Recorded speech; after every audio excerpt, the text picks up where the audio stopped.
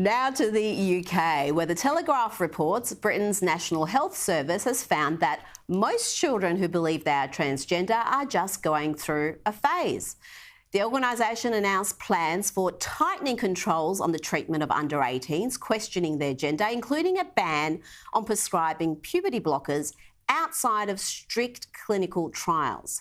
What's more, the NHS has warned that even social transitions, such as changing a young person's name and pronouns or the way they dress, is not a neutral act, and one that could have significant effects in terms of psychological functioning. Who would have thought that gender was all about objective facts and not about delusions, indoctrination and self-affirmation? This is a big development. No doubt our ABC will be covering it. Or will they? Not if this precedent serves as a guide. Media Watch's Paul Barry in August. And now to a story that's been reported around the world but you won't see on the ABC. England overhauls medical care for transgender youth. Tavistock Transgender Clinic shut down by NHS after review finds it is not safe for children. So, here we have questions and arguments about an important issue of our time: how to provide the best possible treatment for children with gender dysphoria, and how to ensure they're not rushed into life-altering decisions.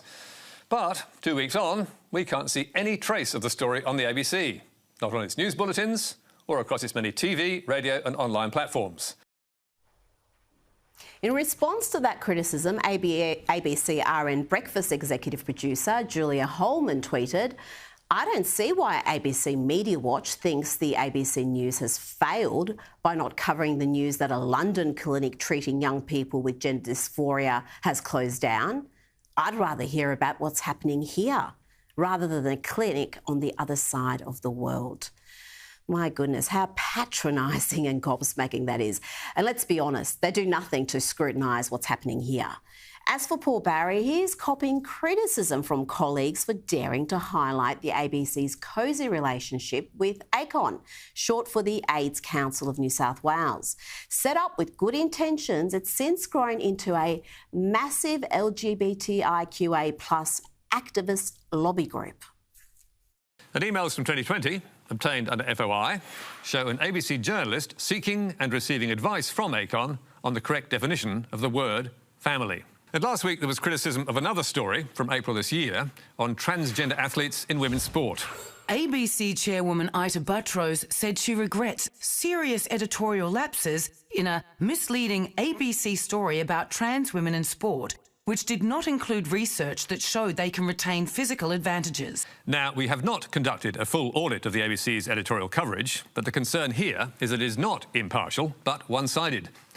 The problem here is a media group partnering with and being rewarded by a lobby group, any lobby group, and how that can lead to perceptions of bias in coverage or to bias itself. We think the ABC should review the arrangement. We think so too. But this reaction says it all. As the Green Left Guardian Australia reported on Friday, ABC News staff hit back at Media Watch over coverage of trans issues.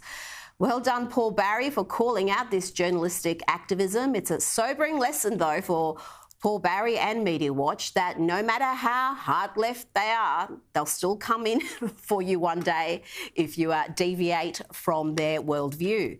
It's now emerged that certain ABC personalities have associations with ACON. This from the group's website back in 2016.